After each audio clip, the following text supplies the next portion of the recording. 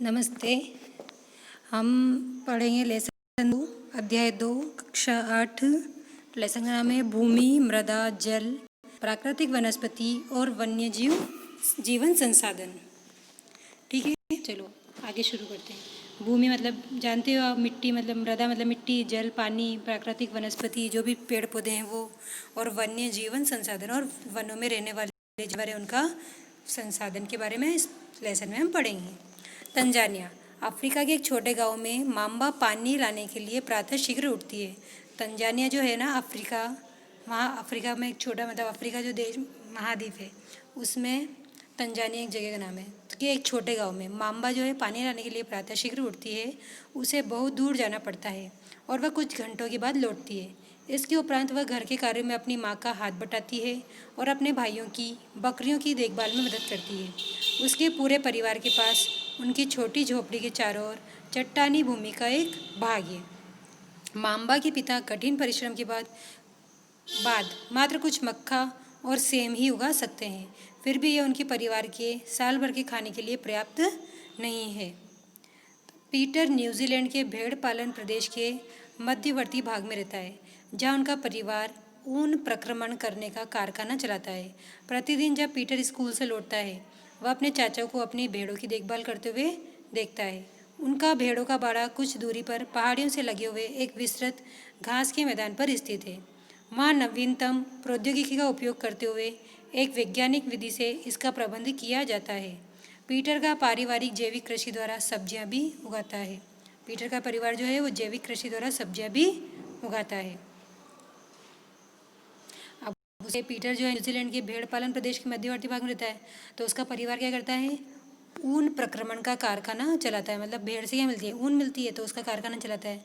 प्रतिदिन जब Peter school से लौटता है तो अपने चाचा को अपनी भेड़ों की देखभाल करते हुए देखता है। उनका भेड़ों का बाड़ा कुछ दूरी पर पहाड़ी से लगे हुए एक विस्तृत घास के मैदान पर स्थित है। तो वहाँ नवीनतम प्रौद्योगिकी का उपयोग करते हुए एक वैज्ञानिक विधि से इसका प्रबंध किया जाता है। मतलब नई नई तकनीकों अपनाकर वैज्ञानिक विधि से इस कारखाने को चलाया जाता है। तो पीटर का परिवार जो है जैविक कृषि द्वारा सब्जियां भी उगाता है।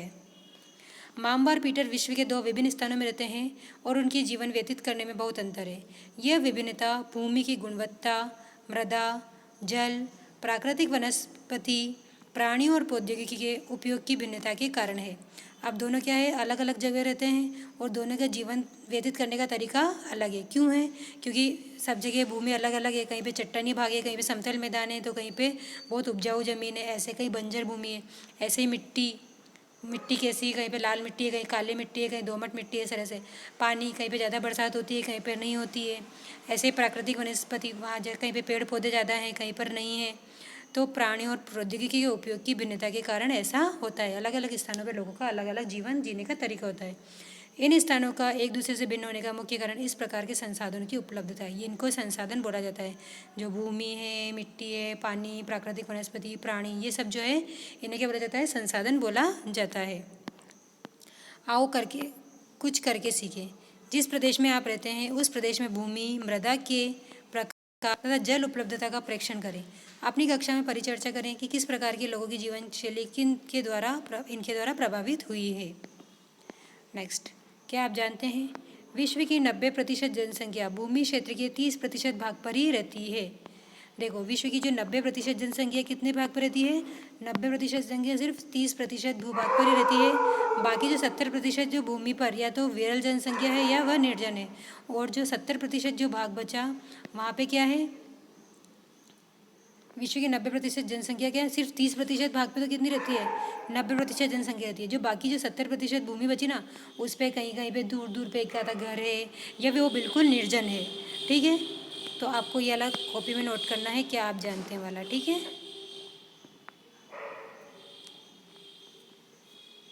ठीक, कर लोगे नोट, आगे चले।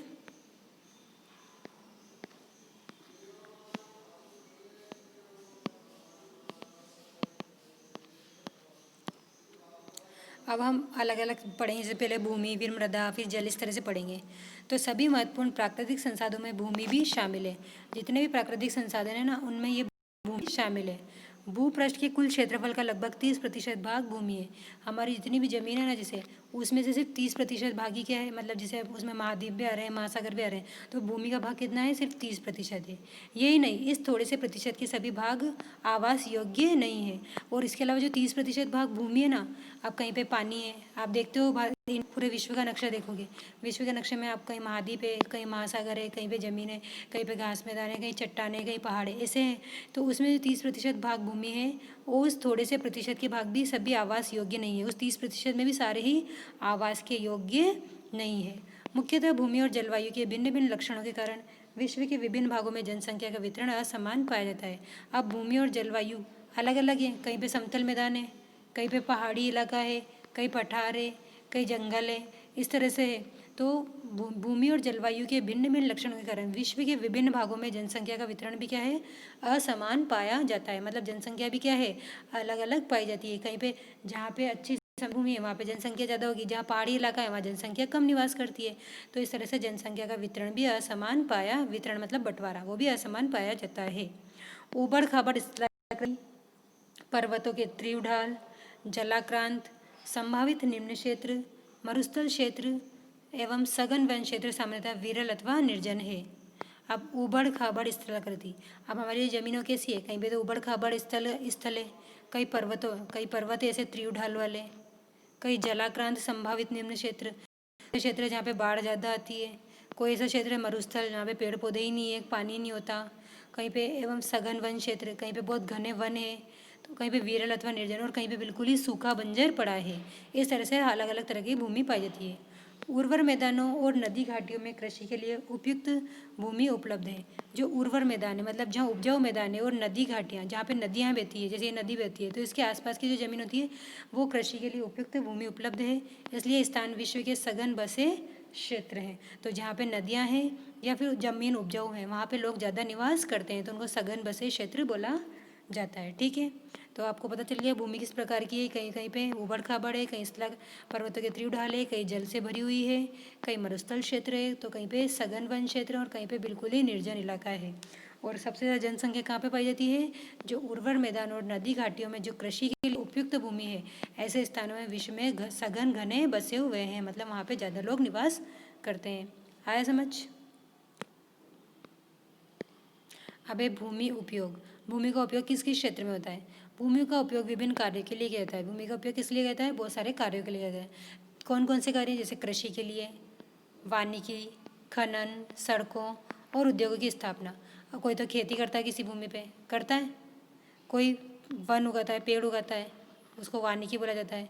खनन, कोई खुदाई करता है, खुदाई करके बहुत सारे खनिज निकाले जाते हैं। इसके अलावा कोई सड़कों और उद्योगों की स्थापना करता है, कोई उद्योग धंधे लगाता है। तो साधारणतः इसे भूमि उपयोग कहते हैं कि हमारी भूमि का उपयोग किस किस रूप में हो रहा है। क्या आप माम्बा और पीटर के परिवारों के भूमि उपयोग के विभिन्न तरीकों की सूची बना सकते हैं। अब जो भूमि का उपयोग है वो भौतिक कारकों द्वारा निर्धारित किया जाता है। भूमि किसके द्वारा निर्धारित किया जाता है, भौतिक कारकों द्वारा निर्धारित किया जाता है, जैसे स्थलाकृति, मृदा, जलवायु, खनिज और जल की उपलब्धता। अब भूमि का उपयोग वो उस भूमि की स्थलाकृति कैसी है, मतलब वो समतल मैदान है, पहाड़ी वाला है, या पानी से भरा हुआ है, कैसा है, तो ये भूमि की पता चलता है कि भूमि कैसी है। वहाँ की मिट्टी कैसी है, अच्छी है, कृषि योग्य है या नहीं है। जलवायु कैसी है, मतलब मौसम कैसा रहता है। खनिज कैसी है, खनिज मतलब निकलते नहीं निकलते, मतलब हर चीज़ की सुविधा है नहीं है, तो ये। और जल की उपलब्धता है या नहीं है, मतलब वहाँ पे मतलब कोई काम धंधा करे तो उसके लिए जल भी आवश्यक होता है, तो जल की उपलब्धता है या नहीं। तो मानवीय कारक जैसे जनसंख्या और प्रौद्योगिकी भी भूमि उपयोग प्रतिरूप के महत्वपूर्ण निर्धारक है। स्वामित्व के आधार पर भूमि को निजी भूमि और सामुदायिक भूमि में बांटा जाता है। अब स्वामित्व मतलब मालिकाना हक के आधार पर भूमि को दो भागों में बांटा गया, एक तो निजी भूमि और एक सामुदायिक भूमि। अब स्वामित्व क्या होता है, मालिक, भूमि के मालिक के आधार पर कितने भाग गया, दो भागों में बांटा गया।